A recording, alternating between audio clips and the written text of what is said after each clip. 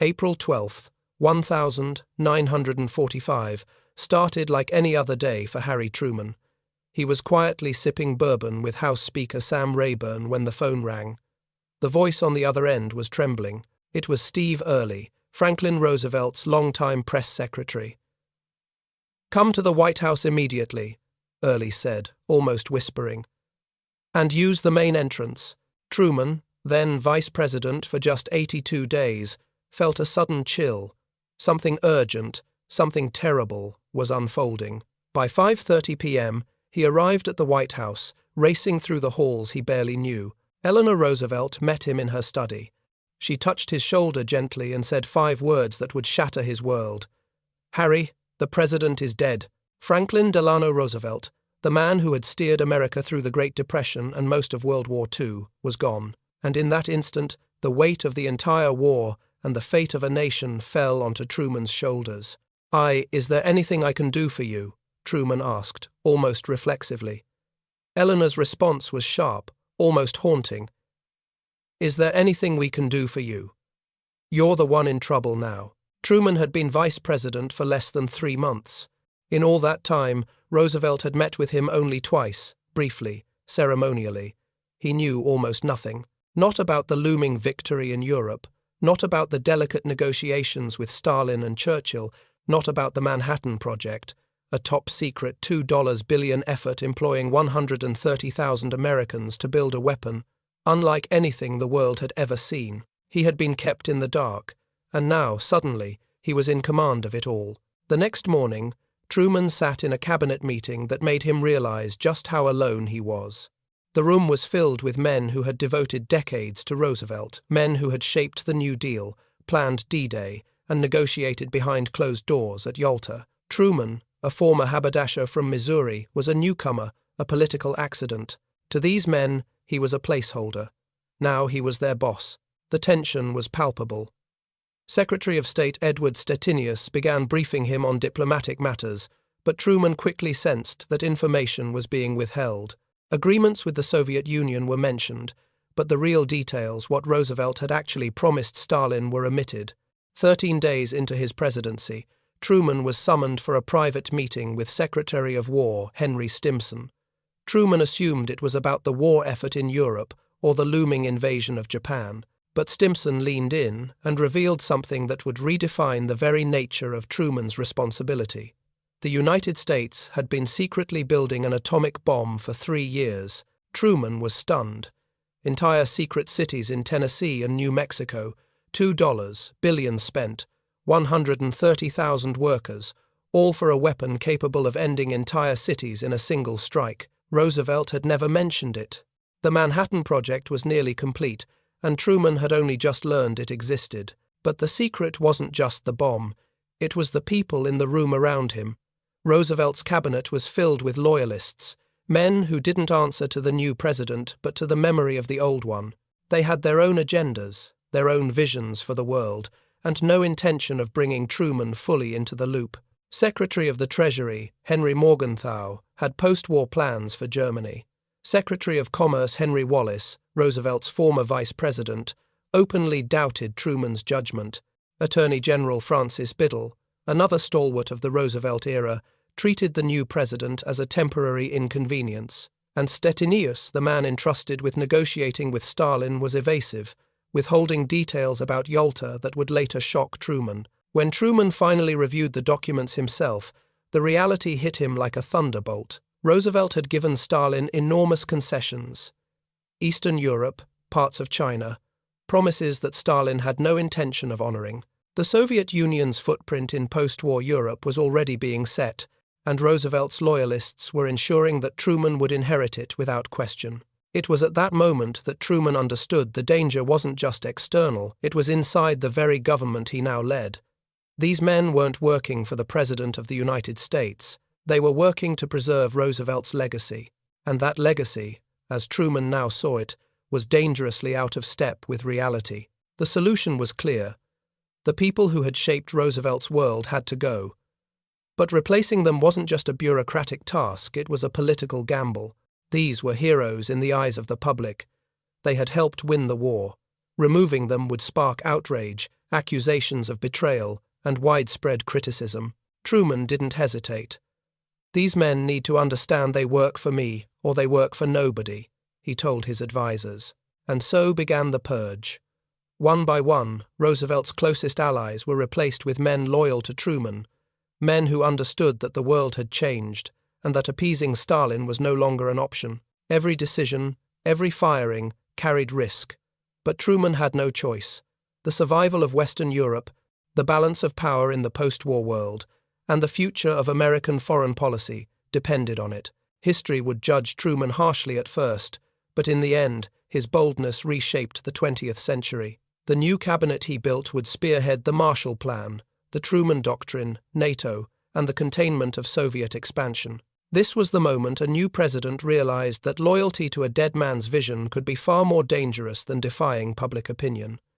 Truman's choices were more than political, they were existential.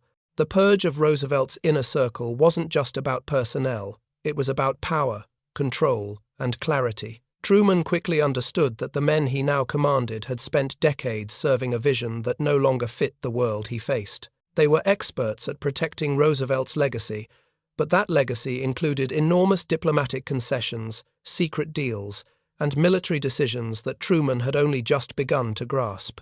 Edward Stettinius had been Roosevelt's trusted negotiator with Stalin and Churchill, the man who had attended Yalta and meticulously documented every promise made. When Truman pressed him for specifics about Poland, about Germany, about Soviet entry into the war against Japan, Stettinius deflected, offered vague explanations, and feigned forgetfulness. Truman knew better. The truth was chilling. Roosevelt had essentially handed Eastern Europe to Stalin, leaving half the continent's fate in Soviet hands. The other cabinet members were no less dangerous.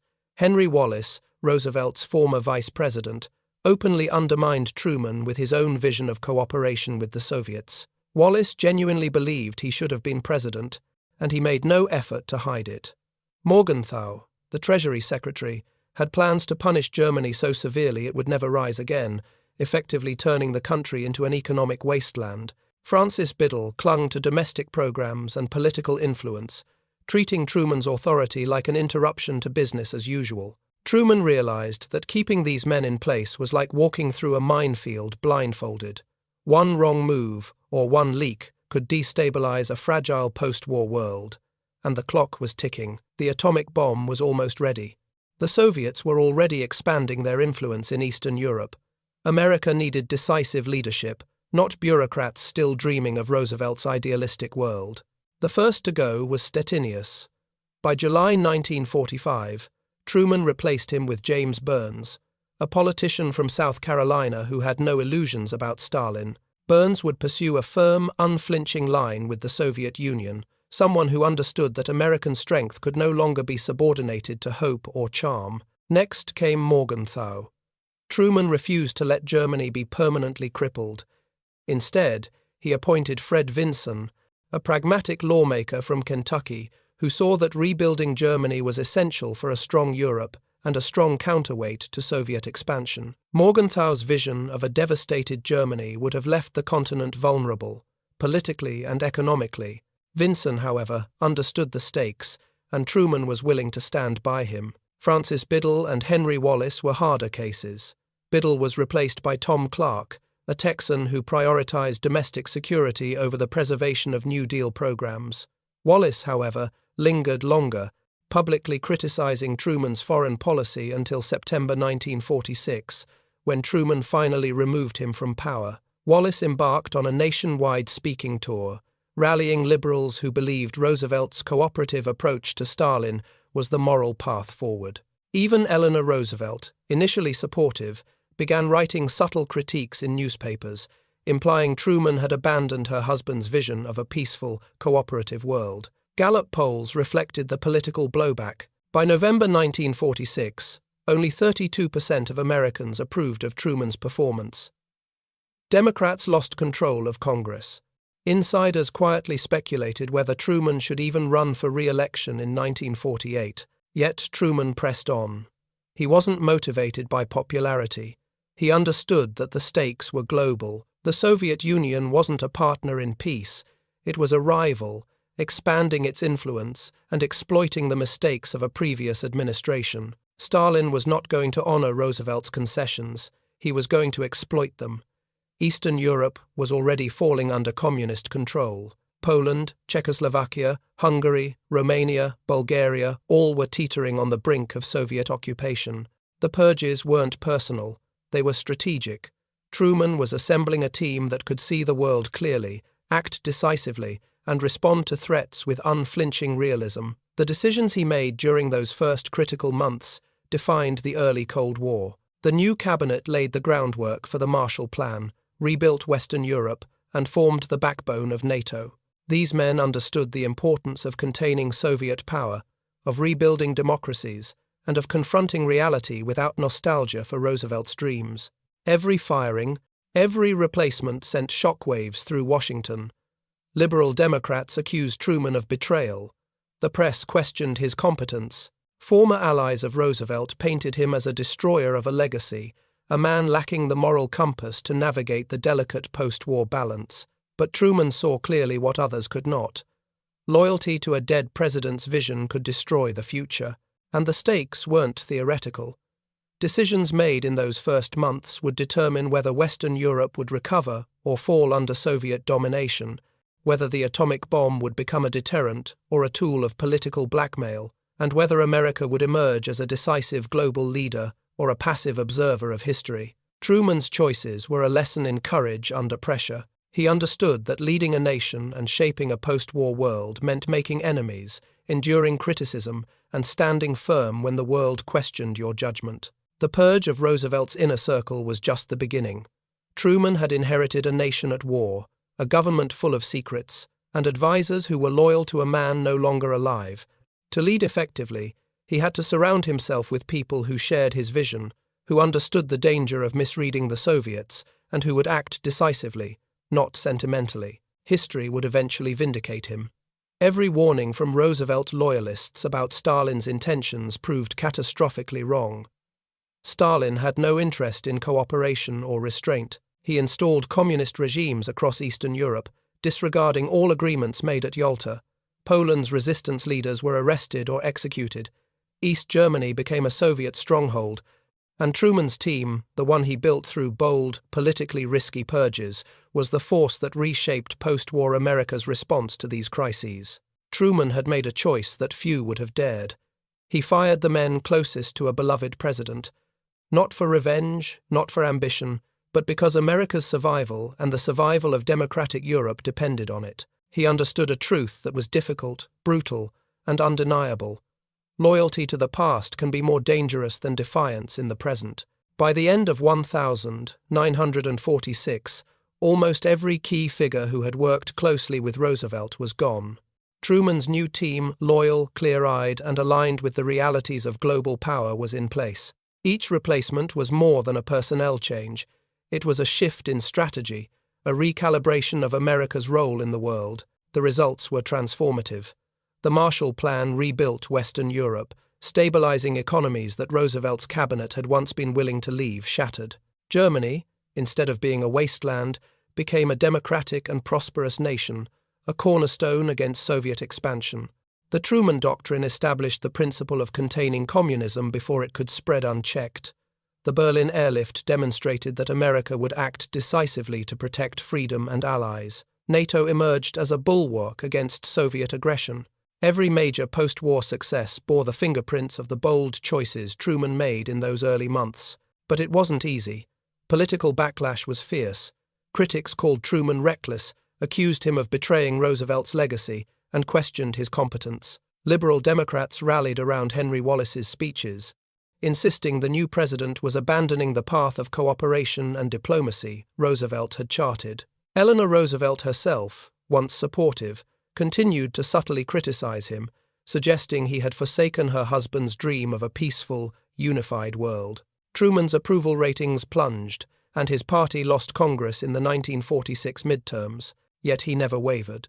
Truman understood that leadership was about confronting reality, not clinging to sentiment or popularity. Roosevelt's cabinet had been loyal to a man who was gone, clinging to an idealistic view of the Soviets. Stalin was not a partner, not a negotiator to charm, not a friend of democracy. He was a calculated expansionist, and Roosevelt's concessions had left the world dangerously vulnerable. Truman's decisions, unpopular though they seemed at the time, prevented disaster. History would prove him right. Stalin occupied Eastern Europe, establishing puppet regimes in Poland, Czechoslovakia, Hungary, Romania, Bulgaria, and East Germany. The hope that Roosevelt's concessions might foster cooperation had been a fantasy. Without decisive action, America's allies would have been left exposed, Europe vulnerable to total Soviet domination. Truman's boldness, his willingness to replace loyalists with capable, reality-aware leaders, set the stage for the second half of the 20th century. America would emerge as the decisive counterweight to Soviet power, shaping the course of global politics for decades. The Marshall Plan, NATO, the Truman Doctrine, all were the fruits of the risk he took in purging Roosevelt's inner circle. The lesson is clear. Leadership requires clarity, courage, and the willingness to make politically risky decisions when the stakes are existential. Truman didn't fire Roosevelt's team out of spite or ambition. He did it because the world had changed. The men who had faithfully served a dead president's vision were no longer suited to lead in a time of real danger. America needed leaders who understood the present, who could respond to threats decisively, and who were loyal not to the past, but to the nation itself. By the time Truman's new cabinet was firmly in place, the United States had not just survived a transition of power, it had positioned itself to lead a world in turmoil. The hard choices, the political sacrifices, the personal criticism, all were part of securing a safer, stronger, and freer post-war world. Truman's actions were not popular at the time, but history has vindicated him. The Soviet threat was contained, democratic institutions in Western Europe flourished, and America's global leadership was solidified. The purge of Roosevelt's inner circle was more than a political maneuver. It was an essential step in securing the freedom and security of an entire continent. This is why Truman fired everyone who worked closely with Roosevelt, not for revenge, not for power, but because the world demanded clarity, loyalty, and courage, because the past could no longer dictate the future, and because sometimes survival and history itself depends on making the decisions no one else has the courage to make. Thank you for watching. Please subscribe. Share your thoughts in the comments.